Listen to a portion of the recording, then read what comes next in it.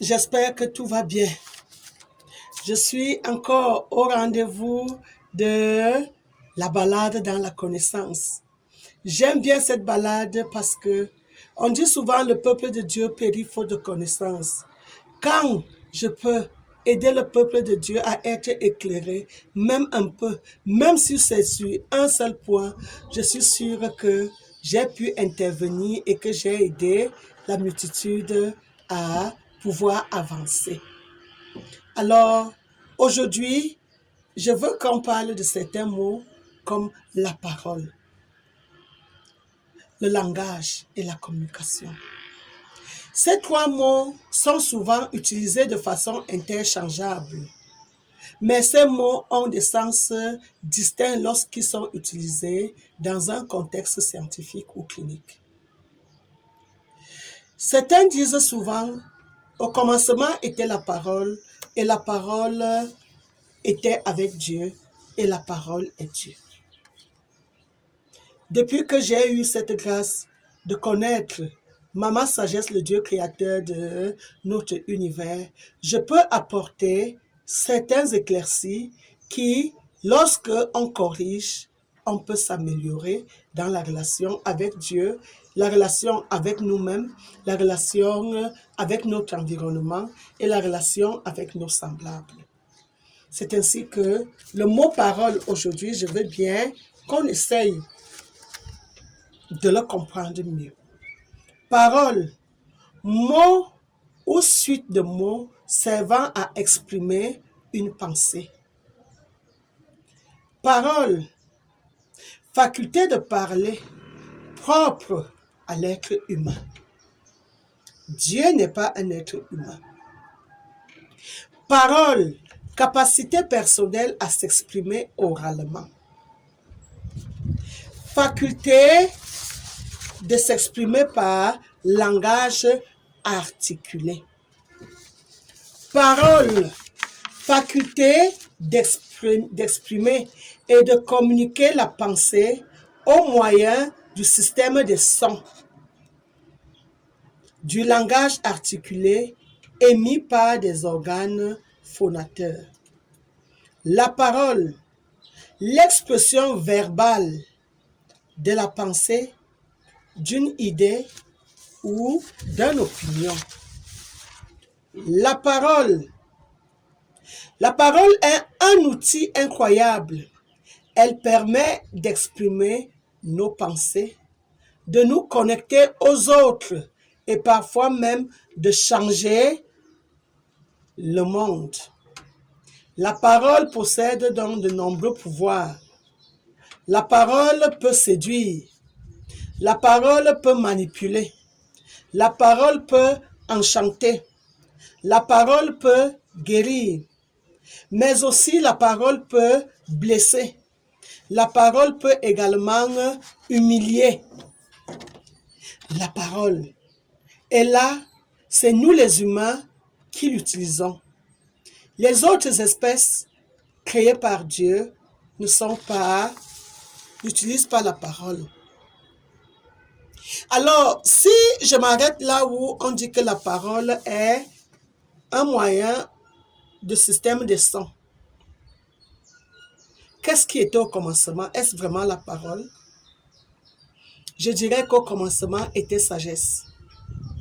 Sagesse qui a tout créé et qui a tout mis sur place. Il a créé les sons. Et ces sons se sont mis ensemble pour former des syllabes. Les syllabes se sont mises ensemble pour former des mots. Les mots se sont posés sur des éléments réels pour avoir un sens. La parole ne serait donc pas le commencement de toute chose. Sagesse était au commencement de toute chose et a donné forme à toute chose. Ainsi, la parole devient donc quoi? Une création de Dieu et non Dieu. Parce que toute personne qui continue à trouver que les œuvres de Dieu sont Dieu, cette personne continue à être hors de la plaque. La parole est une créature de Dieu comme l'homme est une créature de Dieu. Maintenant donc, pour mieux comprendre la parole réfère à la façon de produire et de percevoir les consonnes et les voyelles et toutes les langues du monde. Elle peut être considérée comme référant aux composantes perceptuelles et motrices du langage oral. La parole. La parole donc par rapport à la communication.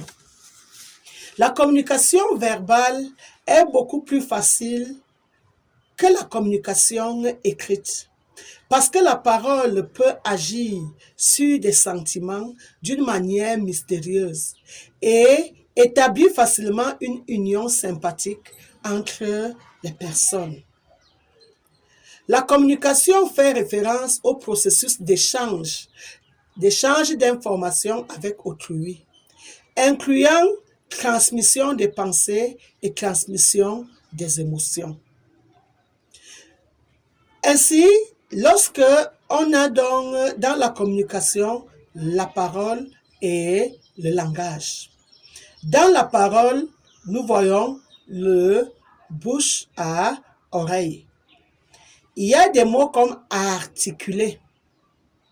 Dans articuler, nous voyons les lèvres et la langue. Dans parole, nous voyons fluidité, c'est-à-dire le rythme. Dans parole, nous voyons voix. Voix. Dans parole, nous voyons résonance. La résonance nous renvoie au son. Dans parole, nous voyons perception. Si un son est émis, ce son est reçu. Il est perceptible. Alors que dans le langage, nous voyons la lexique et la sématique. Les deux là qui nous renvoient au vocabulaire et au sens des mots. Dans le langage, nous voyons la syntaxe. La syntaxe nous renvoie à la conservation des règles de combinaison des mots. Dans le langage, nous voyons phonologie, ce qui nous renvoie au son encore, à la phonétique. Dans le langage, nous voyons pragmatique, ce qui nous renvoie quoi? À l'habileté à détecter l'humour, l'ironie, le sarcasme dans les dires de quelqu'un. Là, nous sommes entrés un peu dans le langage de la communication. Et si la communication nous permet donc d'avoir des informations sur quelqu'un ou sur quelque chose, la parole reste donc très diminuée par rapport à la transmission des réalités. Transmission des réalités, qu'est-ce que je peux entendre par une réalité? Caractère de ce qui est réel, de ce qui existe effectivement. Je vais prendre l'exemple. Quand on dit l'océan, océan, un tout petit mot. Mais soyez dans la réalité devant un océan. Voyez tout ce qui s'agite là. Le petit mot océan ne nous aide pas à comprendre la réalité. Quand l'homme dit tout simplement l'humanité, regardez ce qui est caché derrière le petit mot humanité. Des milliards d'êtres humains, quel que soit l'âge, quel que soit l'âge, quelle que soit la tribu, quelle que soit la race, quelle que soit l'activité menée, on dit juste humanité. Lorsqu'on dit donc que Dieu est l'auteur des œuvres réelles, Dieu qui est l'auteur de tout ce qui est, le comparer à la parole, c'est diminuer sa valeur. Lorsqu'on dit par exemple, Ah, cette femme a accouché.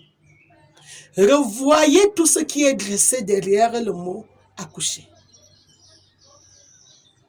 Les douleurs, les dégâts, les déchirures, le sang coulé, les cris, les pleurs ont réduit tout seulement au mot accoucher. Regardez par exemple quand on dit le mot faire l'amour. Tout ce qu'il y a comme acte posé, tout ce qu'il y a comme émotion, tout ce qu'il y a comme transmission est juste réduit dans le mot faire l'amour. Dieu ne saurait donc être la parole. Dieu est largement au-dessus de la parole parce que c'est lui qui a créé tout ce qui parle. C'est lui qui a même créé le langage, le code de langage qui existe entre les humains où les humains veulent interchanger des données.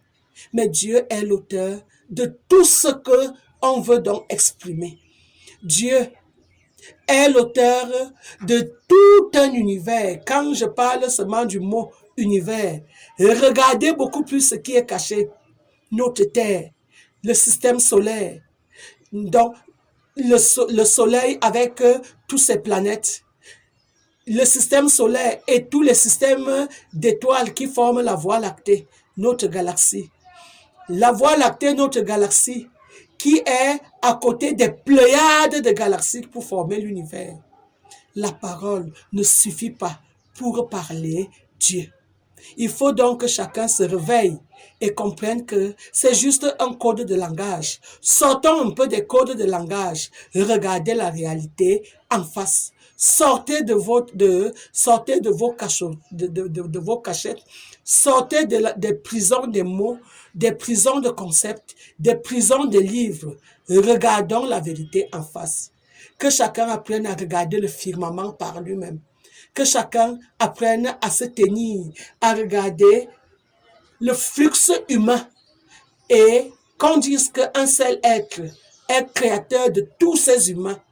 Alors vous allez comprendre que quand on dit qu'un homme est le Dieu de la pléiade des humains, que c'est une notion très erronée. Quand on dit qu'un petit être humain qui n'est plus, qui est mort, est le Dieu de toute l'humanité, vraiment, c'est manquer de respect même aux humains qui cherchent la connaissance. Oui, Maman Bouquet, je viens d'être là encore avec vous pour qu'on se balade sur ces petits mots qui passent comme inaperçus, mais qui tuent la masse. Très bientôt, je vous reviens.